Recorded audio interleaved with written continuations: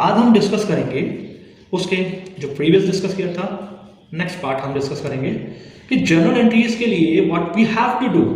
आपको मैंने कहा था accounting terms, what we say accounting terms में जो इंपॉर्टेंट जो टर्म्स हैं आपके, दैट मीन्स जो अकाउंटिंग में बार बार यूज आएंगी वो आपको पता होना चाहिए, क्योंकि without knowing these accounting terms हम जर्नल एंट्रीज नहीं कर सकते। तो सबसे पहले हम आते हैं एसेट्स। एसेट्स क्या होती हैं? Assets which we are purchasing for future earning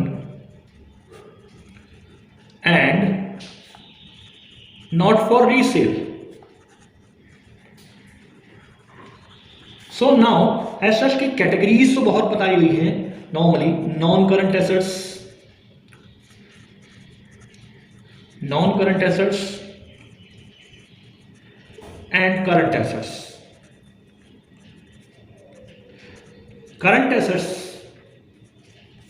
these are two types. Now in non-current assets,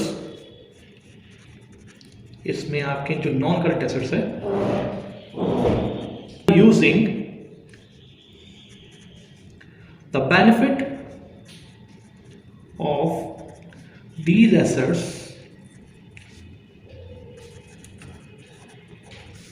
we are getting for more than 1 year, यानी 1 साल से ज़्यादा टाइम पीरियड के लिए जिसका बेनिफिट मिलता है वो आपकी नॉन करंट एसेट्स होती है। इसमें आपकी कौन कौन सी एसेट्स होंगी? Tangible and intangible. Tangible assets कौन सी हो गई आपकी? विच हैज फिजिकल एग्जिस्टेंस, यानी जिसको हम छू सकते हैं,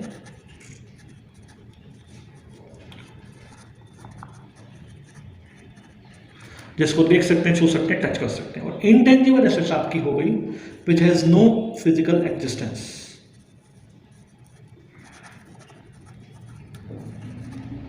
physical existence. Now here tangible assets के एग्जांपल्स हम अगर बोलें, टेंजिबल एसेट्स में आपकी फिक्स एसेट्स जो होती हैं आपकी टेंजिबल एसेट्स में, that is we can say machinery, plant, furniture, machinery, plant, furniture, building, these are the assets. Tangible. Intangible में गुडविल, जैसे आपकी रेपुटेशन वगैरह का आपका नाम हो गया, वो आपकी गुडविल हो गई, जिसको जैसे फ्रेंचाइजी वगैरह गुडविल की तरह ही होती है आपकी। पेटेंट, अगर आपने कोई इन्वेंशन किया है, आप चाहते हो कि आपके नाम से वो रजिस्टर्ड हो जाए, देन आज से बिना परमिट के वो कोई यूज़ ना कर पाए, तो वो आपका पेटेंट कहलाता है। पेटेंट, कॉपीराइट, जैसे फिल्म्स वगैरह के राइट्स होते हैं, म्यूजिक के राइट्स होते हैं, कॉपीराइट हो गया। ट्रेडमार्क, ISI मार्क वगैरह जो भी होगा आपका ट्रेडमार्क्स हो गए। तो these are the intangible assets. Current assets में कौन सी आती हैं आपकी? Current assets which we can convert in cash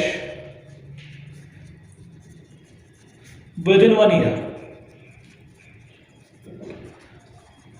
और बेनिफिट जिसका 1 ईयर का होता है आपका। अब करंट एसेट्स में अगर मैं बोलूँ भैया कौन कौन से हो गए? कैश हो गई आपकी, बैंक में जो पैसा पड़ा है, बैंक हो गया, cash in bank, cash at bank जो भी हो गया आपका। देन उसके बाद हम बोल सकते हैं cash equivalent. Cash equivalent normally जिसको तुरंत हम कर सकते हैं कैश इक्विवेलेंट में आपका, जैसे आपका चेक आ गया, डिमांड ड्राफ्ट आ गया, ये आपके ऑलमोस्ट कैश इक्विवेलेंट होते हैं। देन उसके बाद डेटर, हमने डेटर डिस्कस किया कि debtors the person to whom we are selling the goods on credit, to whom selling goods on credit. Then उसके बाद अगर हम बोले डेटर्स हो गया, बिल्स रिसीवेबल हो गया। बिल्स रिसीवेबल क्या होता है? एक तरह से आपका नेगोशिएबल इंस्ट्रूमेंट होता है, यानी कि हम, यानी सेलर कोई बिल लिखता है, seller writing bill on debtor to collect the amount on a particular date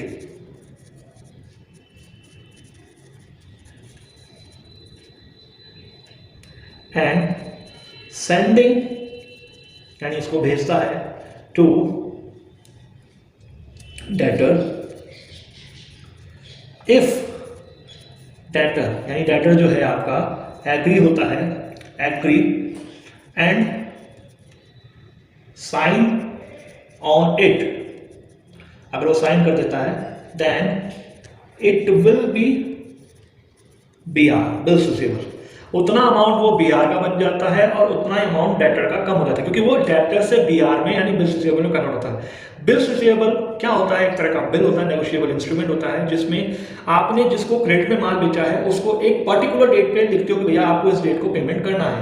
if you are agree, आप साइन कर दो। साइन करने का मतलब हो गया उसके कि उसने एक्सेप्ट कर लिया, वो BR हो गया उसके, हमारे लिए BR हो गया और उस डेटर के लिए बिल्स पेएबल यानी उसकी लायबिलिटी हो गया। तो ये हमारा डेटर्स वाली बात आ गई आपकी। तो नॉर्मली ये हो गए आपके। उसके अलावा तो और भी आपके एसेट्स हो सकती है, जैसे मार्केटेबल सिक्योरिटीज हो गए,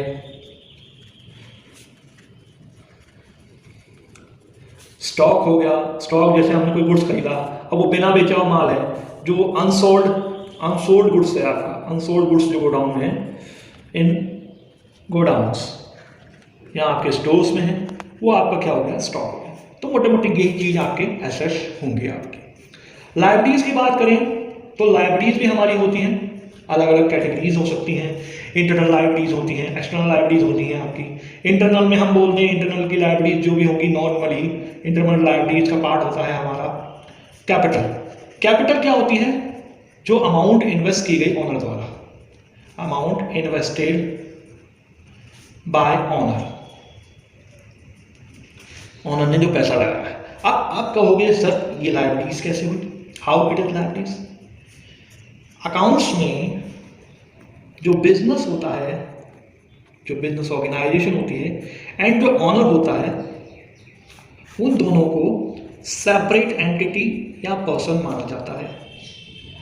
और ये माना जाता है कि इस ऑनर ने इस बिजनेस को पैसा दिया। अगर इसने पैसा जो लगाया है, इसने बिजनेस को पैसा दिया, यानी बिजनेस ने इससे पैसा उधार लिया है। हालांकि उसका नाम तो कैपिटल होगा, पर बिजनेस ने उधार लिया, इसलिए बिजनेस के लिए इंटरनल लायबिलिटीज हो गया, इसलिए कैपिटल को हम लायबिलिटीज मानते हैं। उसके अलावा आपका रिजर्व, जिसमें आपके प्रॉफिट्स वगैरह होते हैं, सरप्लस जो आपका रेजिडुअल प्रॉफिट है, जो आप आगे की जो भी प्रॉब्लम्स होती हैं उनके लिए आप सेव करके रखते हो, किसी भी चीज़ के लिए आपका वो इंटरनल लायबिलिटीज होता है। एक्सटर्नल लायबिलिटीज में आपके नॉन करंट, वही सेम नॉन करंट लायबिलिटीज। अब लायबिलिटीज का मतलब क्या होता है? Obligation which we have to pay. तो non current liabilities which business has to pay in more than 1 year, यानी 1 साल से ज्यादा टाइम पीरियड के लिए जिसको पे करना है, जिसमें आप बोल सकते हो बैंक लोन हो गए। अब बैंक लोन 1 साल के भी होते हैं और 1 साल से ज्यादा, सो मोर देन 1 ईयर वाले बैंक लोन। डिबेंचर्स हो गए। डिबेंचर्स भी एक तरह से लोन होते हैं, हम नेक्स्ट क्लासेस में डिस्कस करेंगे, ये भी आपके होते हैं। इसको नॉर्मली लॉन्ग टर्म लायबिलिटीज भी कह सकते हैं। देन आती है आपकी करंट लायबिलिटीज। करंट लायबिलिटीज जो होती हैं आपकी, विच बिजनेस हैज टू पे विद इन 1 ईयर, जिसको विद इन 1 ईयर में पे करना है। अब करंट लायबिलिटीज कौन कौन से एग्जांपल हैं? हम बोलते हैं क्रेडिटर्स, जिनसे हम माल उधार खरीदते हैं, ठीक है। क्रेडिटर्स का दूसरा पार्ट बीपी, बिल्स पेएबल, जैसे BR था आपका, तो बिल्स पेएबल। बिल्स पेएबल यानी कि हमारे क्रेडिटर्स ने हम पे बिल लिखा कि भैया पर्टिकुलर डेट पे आपको पे करना है इतना अमाउंट, हमने उधार लिया। तो अगर हम एक्सेप्ट करके साइन कर देते दैट इज बीपी, तो बिल्स पेएबल हो गया आपका। बैंक ओवरड्राफ्ट, यानी कि हमने बैंक से ज्यादा पैसा निकाल लिया बैलेंस से, वो एक ओडी की फैसिलिटी बैंक प्रोवाइड करता है। ओडी अकाउंट अलग होता है, ओवरड्राफ्ट अकाउंट होता है, जिसमें आपके बैलेंस से ज्यादा आप विड्रॉ कर सकते हो, बाद में बैंक उसके ऊपर कमीशन या कुछ चार्ज करता है, वो आपसे लेता है। क्रेडिटर्स हो गए, बीपी हो गए, बैंक ओवरड्राफ्ट हो गए आपके, मोटे मोटे ये आपकी लायबिलिटीज, करंट लायबिलिटीज होती हैं। और भी होती हैं जिसमें हम आगे डिस्कस करेंगे, आउटस्टैंडिंग एक्सपेंसेस वगैरह जो भी हैं आपके, वो आपके हम आगे डिस्कस करेंगे। तो मोटा मोटा ये आपके लायबिलिटीज होती हैं। अब हम बोलें एक्सपेंडिचर, एक्सपेंसेस जिसको हमने इनकट किया ड्यूरिंग बिजनेस के लिए, बिजनेस एक्टिविटीज़ के लिए हमने किया है, ठीक है, यानी बिजनेस में जो हुए हैं, बिजनेस पर्पज से जो हुए हैं, ठीक है। अब एक्सपेंसेस कितने टाइप्स हो नेक्स्ट क्लासेस में डिस्कस करेंगे कि जिसका बेनिफिट 1 ईयर में मिले, जिसका बेनिफिट मोर देन 1 ईयर मिले, या न्यू टाइप के एक्सपेंसेस कौन से होते हैं, वो हम डिस्कस करेंगे नेक्स्ट क्लासेस में। एक्सपेंसेस के बाद आपके आते हैं इनकम। हमने कुछ सेल किया, वो हमारी इनकम हो गई, ठीक है। कोई कमीशन रिसीव हुआ, वो हमारी इनकम हो गई। सेल हो गया, कमीशन हो रिसीव हो गया। एक हम कमीशन देते हैं, एक हम रिसीव करते हैं, ठीक है। इंटरेस्ट रिसीव्ड हो गया आपका। So this is we can say income हो गई आपकी। उसके अलावा प्रॉफिट हो या गेन हो, प्रॉफिट और जो गेन होता है हमारा डिफरेंस होता है किसका, sale price minus purchase price या कॉस्ट प्राइस, जो भी बोल लो आप, वो चाहे एसेट्स के केस में हो या गुड्स के केस में हो।